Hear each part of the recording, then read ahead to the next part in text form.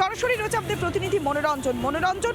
এখনো পর্যন্ত যে তালিকা প্রকাশ করা হয়েছে তাতে অনেকজনের নাম সামনে আসছে না, 58 লক্ষ নাম বাদ পড়েছে। বীরভূমের সামগ্রিক কি ছবি উঠে আসছে এই যে নাম বাদ যাওয়ার তালিকা প্রকাশের পর? হ্যালো,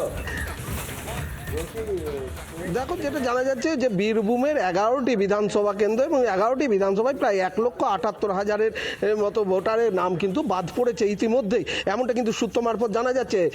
বিডিও অফিসগুলো থেকে বিএলওদের কিন্তু সেই খসড়া তালিকা দিয়ে দেওয়া হচ্ছে, তারা বুথে যাবেন, বুথে টাঙিয়ে দেবেন এবং বুথে ঝুলিয়ে দেওয়াতে তাতে সাধারণ মানুষের সুবিধা হবে। এইরকমই একজন রয়েছে, বলছে দাদা আপনি কি খসড়া তালিকা দেখতে এসেছেন? হ্যাঁ, দেখতে এসেছিলাম। হ্যাঁ, তো কি জানতে পারলেন, কত নম্বর বুথ কি জানতে পারলেন? এটা আমাদের স্নেহলতা প্রাথমিক বিদ্যালয়, আনন্দপুর 149 পার্ট।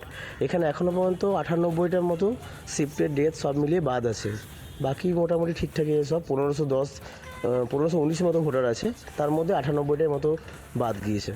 কোথাও কি মনে হচ্ছে যে আবার আবেদন করতে হবে এবং কোনো রকম কোনো ভয়ের বার্তা, কেন যে কমিশন তো পরিষ্কার করে দিচ্ছে কি না, কিছু কিছু ক্ষেত্রে যেগুলো রিলেটেড মাত্র মানে রিলেশনের জায়গায় প্রবলেম রয়েছে সেইগুলোতে হয়তো কিছুভাবে আবেদন হতে পারে, যেগুলোতে নোটিশ করবে বলেছে বা যাদেরকে ডাকা হবে বলেছে আবার পুনরায়, সেক্ষেত্রে বাকি আপনার সব ঠিকঠাকই আছে। আপনার ক্ষেত্রে কোনো ভয়ের কোনো ব্যাপার আপনি দেখছেন না? আমি কোনো ভয় কিছু দেখছি না, সাধারণ মানুষ হিসেবে সব ঠিকঠাকই মনে হচ্ছে। দেখো তিনি বলছেন যে তিনি একজন সাধারণ মানুষ হিসাবে আজ কিন্তু এই খসড়া তালিকা দেখতে তিনি এসেছিলেন এই আনন্দপুর স্নেহলতা প্রাথমিক বিদ্যালয়।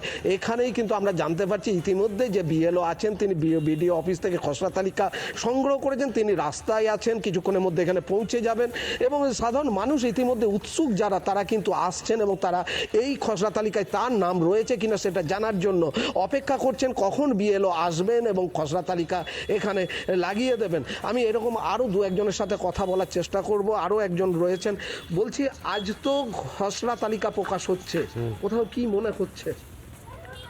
ঠিকই থাকবে, কোনো সমস্যা হবে না আমার বুঝতে আর কি। আর কিছু কোথাও কি ভয়ের কোনো কারণ দেখছি? না, আবার আবেদন করতে পারবে আর কোনো আমাদের এখানে এই বুথে কোনো সমস্যা নাই। ওভারঅল যদি দেখা যায় তাহলেও তো আবার আবেদন করতে পারবে যাদের। হ্যাঁ, আবেদন করতে পারবে, নতুন করে আবেদন 6 নম্বর ফর্মে আবেদন করতে পারবে। মানে এই জন্য টেনশন না নেওয়াই ভালো। তো সাধারণ মানুষ তারাও কিন্তু বলছেন যে একদমই তাই মনোরঞ্জন, বিভিন্ন জায়গাতে যখন নাম বাদ যাচ্ছে তখন মানুষের মধ্যে একটা উৎকণ্ঠা তৈরি হয়েছে, অসন্তোষ তৈরি হয়েছে, তবে এখনো পর্যন্ত 58 লক্ষ নাম বাদ গিয়েছে। নানা ধরনের কন্টেন্ট দেখার জন্য লাইক করুন, শেয়ার করুন আমাদের ফেসবুক পেজ, সাবস্ক্রাইব করুন আমাদের ইউটিউব চ্যানেল। পাশাপাশি অন্যান্য ব্রেকিং নিউজের জন্য অবশ্যই চোখ রাখুন রিপাবলিক বাংলায়।